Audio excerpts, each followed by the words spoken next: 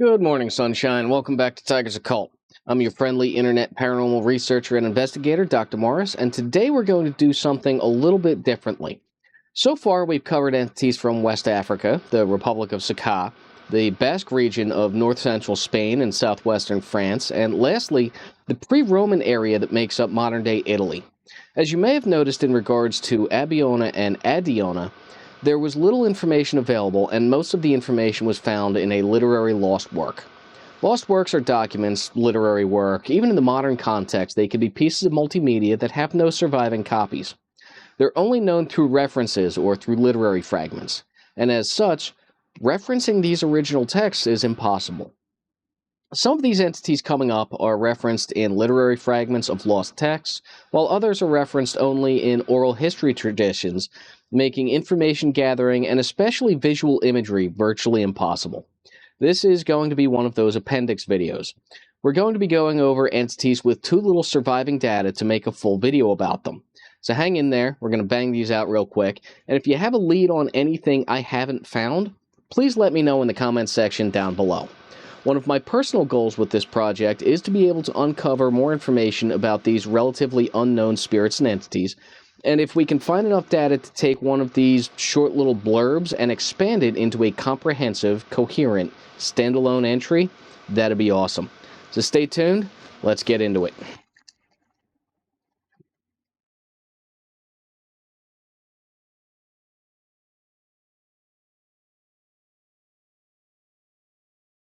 Alrighty, Roo then. Right off the bat on this one, I'm going to have to apologize to my editor if I mispronounce this.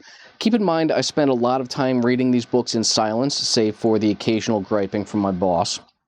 Like many people who have only read words and never heard them aloud, I also struggle with pronunciation, especially in ancient foreign languages. As I do not natively speak ancient Egyptian, my pronunciation is liable to be somewhat, let's go with lacking. That being said, first up in this appendix, our first entity is an Egyptian crocodile guardian spirit, the Ab-Esh-Imy-Duat. Guile and Illes don't have any mention of it, but Bain tells us it's a monstrous crocodile that guards the seventh hour or section of the Tuat, the underworld. Without an in-depth understanding of the Egyptian afterlife mythology, that doesn't really particularly tell us much, but I'm sure we'll get into that rabbit hole another time. I actually debated doing this entity on its own, as there's so little information on it, and I'm sure it would make far more sense if we did an actual deep dive into the Egyptian Book of the Dead. Anyway, as Ra, the sun god, passes by, Ab-Esh-Imy-Duat would say a magical spell that would allow Ra to pass so the god Osiris could rise from the ground under Ab-Esh-Imy-Duat and look upon Ra as he passes. With such little data available, I'm extremely hesitant to attempt any classification. Owing to the fact that it's always referred to as a guardian spirit rather than a god like Ra or Osiris, I would hypothesize it's a class 5. Being as it seems to only exist in the Egyptian underworld, I'd say it likely has no corporeal form. Furthermore, due to the nature of its duties, guarding the seventh hour of the underworld, I would say it's anchored to that specific location. Hypothetically, and again with such limited data this is little better than a guess, I would say it's a Class 5 anchored incorporeal guardian. As far as ethical concerns and safe interaction methods, I cannot hope to hazard a guess. Maybe if you find yourself dead and in the Egyptian underworld, don't piss off the monstrous crocodile that lets Ra by. I don't know. It's your call, but I mean, I guess you're gonna do what you're gonna do. Good luck.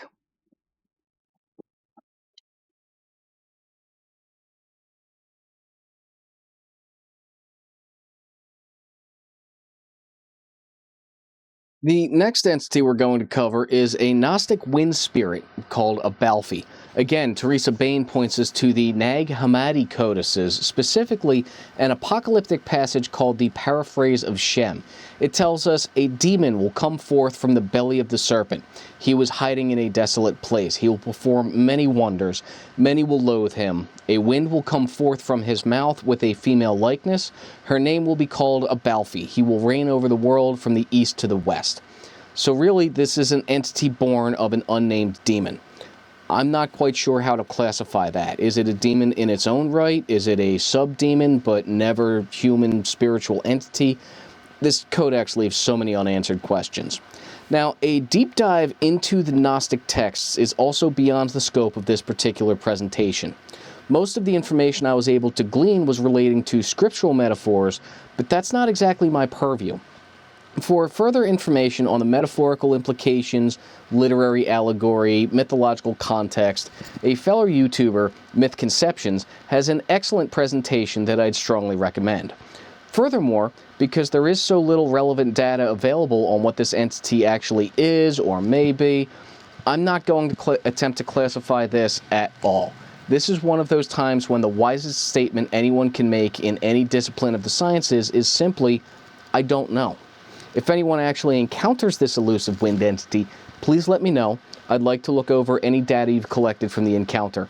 I would be intrigued to see any results you could get on both the electromagnetic field spectrum as well as any thermal imagery you could gather.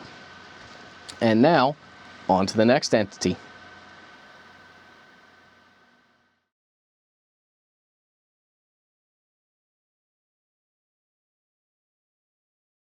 Well, as you can see, the shop manager has stopped by today. He's definitely making sure that I am at work and doing what I'm supposed to be doing. Anyway, the final entity of today is named Abata. It's Illy's turn to point us in the direction of this entity. We do have a little bit of information about this entity. It's unmentioned by Bane and Guiley, but Judica Illy's Encyclopedia of Spirits points us back to West Africa, where the Yoruban Orisha called Abata, referred to as the Swamp Queen, exists. The Orisha are revered deities in Yoruban mythology, although that term is understood somewhat differently than in Western mythologies. Yoruban deities are generally understood to be intermediaries between the human and divine realms and are pivotal in relaying moral and spiritual guidance to humans. Yes, I'm working. You know I'm working. Tell the boss I'm working. Handsome boy. Anyway, origins. Abata comes from a Yoruban tradition that shows her as the female compatriot of a fellow Orisha, Erinli. Interestingly enough, there are references to Abata that are nearly identical in both Yoruban and Cuban mythologies. As my understanding as an anthropologist is admittedly amateurist at best, all I really get from that is, neat, same entity in two different locations in the world. I'm sure there's a complex immigration reason involved, but that doesn't really give me any more information as to what this entity actually is, so I'm relatively unconcerned. Yes, I'm working. Make sure you tell the boss I'm hard at work here, all right? Anyway, that being said, from my understanding of the entity, Abata is more commonly understood to be the female in Yoruban traditions, while in Cuban traditions, Abatan is understood to be male. As far as we can go with identification, the best I can come up with is that Abata may manifest in human or in snake form, for whatever that's worth. Abata's domain is mainly swamps and marshes, representing kind of a doorway between worlds. Swamps and marshes are generally considered to represent secrets and hidden treasure, so it logically follows that Abata is less well known than Erinli, and most of the information is, likewise, hidden. As for the folklore behind the entity, Abata is said to be linked with wealth, or the lack thereof, and sometimes to abundance, health, prosperity, and fertility, as well as the nurturing aspects of nature.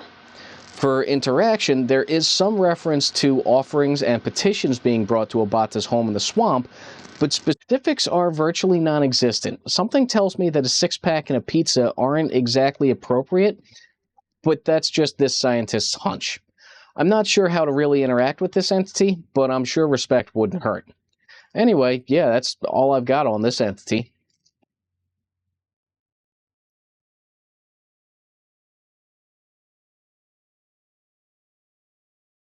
Anyway, that's about all the information I was able to dig up about these obscure, little-known entities. I hope you found it informative, and I wanted to thank you for sticking around. Again, if you have any leads I've missed, please feel free to point me in a direction in the comments section down below. It would help me with my research project, and to get my boss off my back, which I would deeply appreciate. As always, like, share, subscribe, and all that good stuff. Till next time, fellas, I'll see you down here at the lab.